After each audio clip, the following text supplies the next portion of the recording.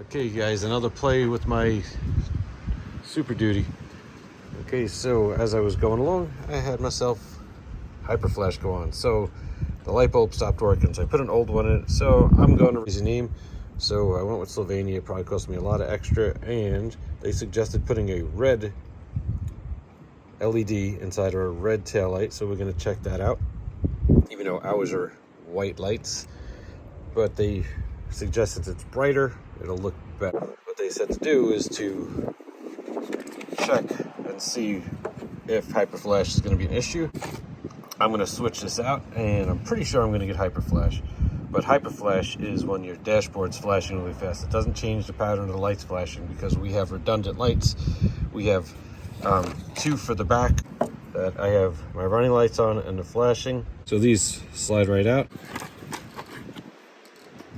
3157, and R just means red. So most of these are actually the same light bulbs with different numbers. So let's try this out. So we're switching out the light bulb, and here we go. I got nervous for a second, but if you look closely, you'll see that there are two LEDs in there, and one's definitely red and one's looks like it might be white, but it could be pigments in there. So I'm going to plug this in, insert this here, locked in, and now let's get some lights on and see what happens. All right, success. Absolutely nothing is working. So I have no lights and hyperflash. So I put it in. Oh. Okay, so it does care which direction it's in. So I am getting hyperflash right now. There's no hyperflash showing up here, but my dashboard is telling me. So I have to run a wire. So next thing I have to do is check to see which one of these is ground. So hopefully Ford makes sense. And this one's going to be ground. So I'm going to do a continuity test from here to an exposed bolt. That way I know this is ground. And then whichever one of this is flashing with the multimeter, that's going to be my signal. Connect one of these.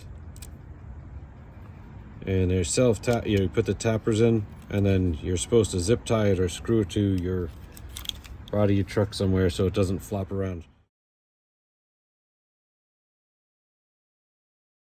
All right, here is the LED with the marker light, and then this one is the incandescent bulb.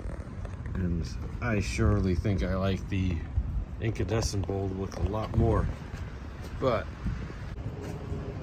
I'm not getting that power spot.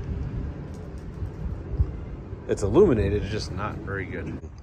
Oh, now that I took a step back and I'm hitting the marker light with the flashers.